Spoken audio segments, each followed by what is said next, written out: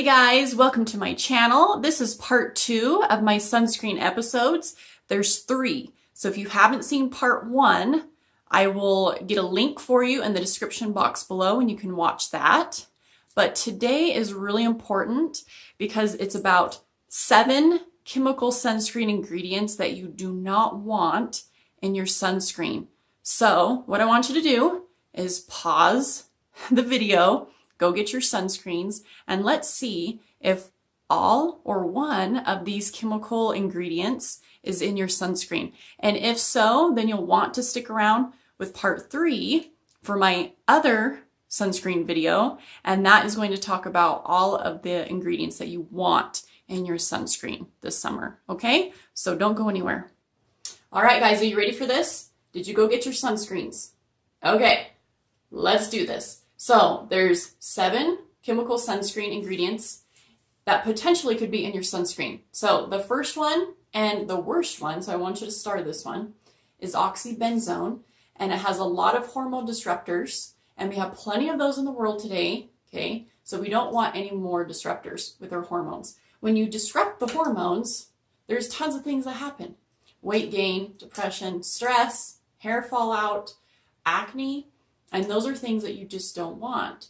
And especially it'll disrupt estrogen. So that's not a good thing for us females, right? So if you're a female watching this and you already have a lot of issues with estrogen dominance or not enough estrogen, then you probably want to avoid this ingredient at all costs, okay? So the next one here is, it's one of the most toxic ingredients, okay? So you're probably like, well, why are they having it out on the market?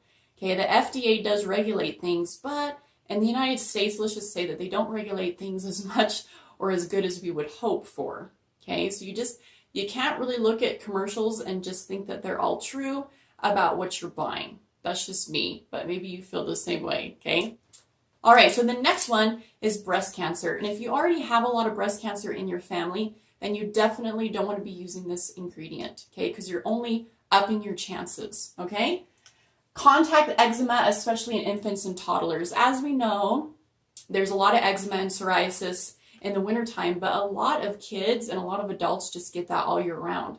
And it's not a fun thing to go through. Eczema and psoriasis both are very itchy, and a lot of times the skin can get swollen and red and irritated, and it's not fun to go through. So if you have this ingredient in your sunscreen and you already suffer from eczema and psoriasis, or your kids do, then you're just making it worse. Okay, so you definitely want to avoid this. Attacks DNA cells, damaging to the skin surface. In Sweden, they have actually banned this product. Isn't that crazy? So Sweden and Japan actually are really good about knowing what's in their ingredients and wanting to keep their people safe. So unfortunately, in the United States, isn't quite up to par. So Sweden has actually banned this ingredient. They don't want it. They know it's bad. They know it's toxic. And so it's not in their sunscreens. I know it's sad. I know it's depressing, but it's so true. Okay, number 2 is avobenzone. And this degrades in the sun. So you're probably like, wait, isn't this a sunscreen? It's not supposed to degrade in the sun, but it does. And it actually emits a lot of free radicals in the air, and we don't want free radicals, okay? That's what damages our skin in the first place, okay? And then this one also has a risk for cancer and skin irritation. So a lot of people that use this ingredient will start itching, or their skins will maybe start, or their kids' skin will start to break out in hives, or just all kinds of different topical allergies with this, and you want to stay away from that. Number 3 is octisalate. It's moderate hazard to the skin, so that means that it's not the best sunscreen to use, but it's definitely not going to protect you in the way that you want, especially if you're out at the fair and you're out there all day long in the simmering sun, then you want to avoid this sunscreen. Okay. Number 4, octocrylene. It causes free radical damage, and it's a weak protection. So again, it's not going to really protect you with the UVA aging rays or the UVB burning rays. It's just not the best sunscreen ingredient choice for you, okay? Now, let's get to the next one.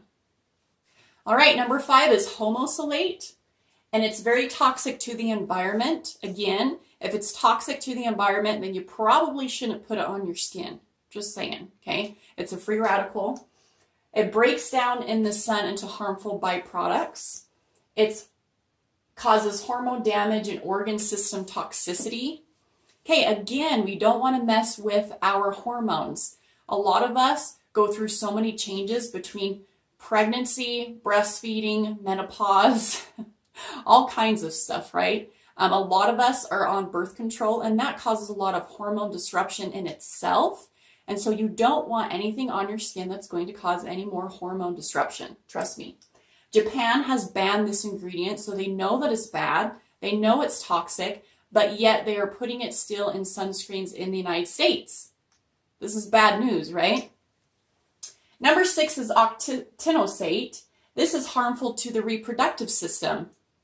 Red flag there. So if you are having a hard time reproducing offspring, so if you have a hard time getting pregnant, then you probably shouldn't be using this sunscreen. I know it's crazy, but it does cause harm to the reproductive system. It's hormone mimicking results on lab animals. So they've done some results on lab animals, and they're seeing that there's a lot of hormone mimicking results there, and that's not a good thing at all. It actually shows up in breast milk. So if you're breastfeeding, and you're using this product, or a sunscreen with this ingredient in it, then it's actually getting into your breast milk and then going to your baby. And so your baby is also having all these side effects from using this sunscreen. Isn't that sad? It's kind of scary too. And then it affects the liver in high doses. So if you're using sunscreen a lot during the summer with this ingredient, octinoxate, then that means that it's getting into your body a lot more than you need, and it's not healthy, okay? Number 7 is Mexerol SX. So 1 or more in vitro tests on animal cells show positive cancer results. There's a lot of people that have cancer today. A lot of breast cancer, a lot of other cancers. And so if you have a lot of that in your family, you want to stay away from this because it does and may cause cancer, okay? Human cases show skin allergies. And so again, if you're using this, then you may break out in a rash, you may break out in a little bit of an eczema or psoriasis attack, and you just don't want to mess with those type of allergies on the skin, okay? So those are the 7 sunscreen ingredients that are chemicals, and you do not want them in your sunscreen. So if you did get your sunscreen today, look through those and determine, should I keep this sunscreen or should I put it in the garbage, okay? Now, if you're looking at your sunscreen going, okay, well, a lot of these ingredients are in my sunscreen now, what do I do? What you're going to do is wait for my part 3 video, and I'm going to tell you 2 of the ingredients that you want in your sunscreen. And I know that's depressing because we just got done talking about 7 bad ones, and there's only 2 good ones, but that's the truth, okay? So the spray sunscreen is the worst. If you get the spray water babies or banana boat kind for your kids or yourself in the summer, that is the worst kind to get. I see multiple burns every year for my friends' babies. They have to go to the ER. It's so bad. They get blisters, hives, you name it, plus a huge, huge burn because the sunscreen they're using is not protecting the skin, okay? So please stay away from the spray, okay?